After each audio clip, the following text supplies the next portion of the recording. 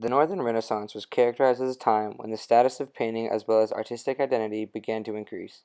During this time, ideas and styles of different artists spread throughout Europe and began to become more frequently seen outside of where they originated. As a writer of the Gospel of Luke and the Acts of the Apostles, St. Luke was an important religious symbol that became a popular subject matter in paintings during the 15th century.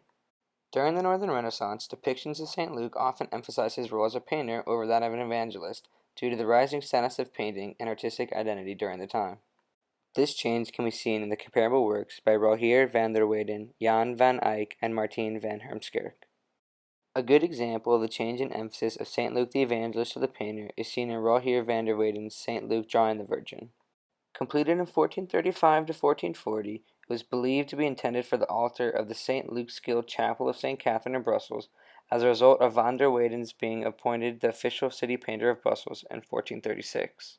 The work displays powers of imagination and illusionistic skill by convincingly portraying devout subject matter in a 15th century setting. The frequent use of both the Virgin Mary and baby Jesus with St. Luke is due to the fact that he is the only one of the Gospels to mention them. Depicting St. Luke illustrating the Virgin boosts the status of Luke not only as an evangelist, but also as a painter. He portrays St. Luke concentrating on his task while Mary is giving maternal love to Christ, and the smiling Christ is conveying a child's unguarded wonderment. The artist was able to show how details can grab the attention of the viewer and demonstrate how the work can move them by showing emotions. St. Luke drawing the Virgin by Rogier van der Weyden exemplifies the change in artistic identity and the rising status of painters by portraying the alternate depiction of an evangelical figure. Another comparable work that emphasizes the change in focus from evangelist to the painter is Jan van Eyck's Chancellor Roland and the Blessed Virgin, done in 1435. Similar to van der Weyden's, Jan van Eyck's style of realism brings the viewer to visualize an alternative to traditional church-based worship. Technique is as much part of the style and meaning of a given painting as other elements of the composition. The use of realism in Van Eyck's work helps illuminate the situation by clearly illustrating what is going on in the scene. Domestic religious imagery is one of the best examples of the increasing ability of 15th century Flemish society to appropriate personally and socially whatever religious message were deemed important. Van Eyck puts the Chancellor in the same room as the Virgin and Child in an attempt to show relation between two unlike figures. This picture represents both Chancellor Roland's human condition and his internal ambition.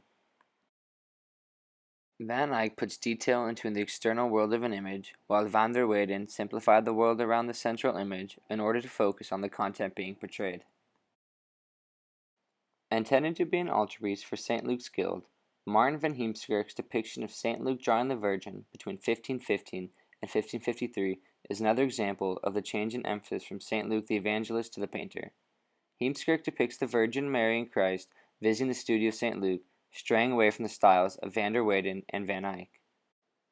In this depiction, St. Luke is sitting on top of an ox, which is the symbol for St. Luke, while sketching the Virgin child sitting across from him. Having sketched the outlines of the two figures, he applies flesh tones to Christ's body and other stylistic changes that reflect Heemskerk's stay in Rome from 1532 to about 1536. Comparable with van der Weyden and Van Eyck's portrayal of the Virgin, Heemskerk's painting is filled with symbolism that demonstrates the change in focus from St. Luke the Evangelist to St. Luke the painter. The Bible below his feet symbolizes Luke as shown as an author of the Gospel, as well as painter illustrating the Virgin and Child.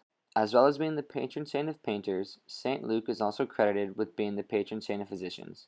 The medical book to the bottom right of the image symbolizes how St. Luke is educated and takes what he learns from the medical books and applies it to his art. Although St. Luke's original profession of doctor plays no significant role in pictorial and literary tradition, the emphasis which Heemskerk places on the medical background of the evangelist gives rise to a dual interpretation.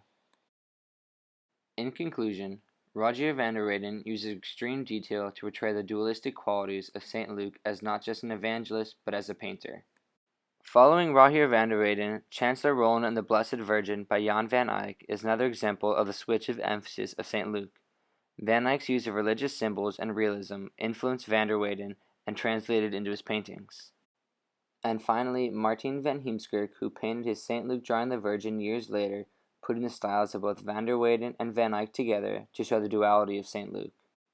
During a time when the status of painting and artistic identity was rising, artists used a combination of their peers' techniques with their own to depict the increase of St. Luke the painter over St. Luke the evangelist.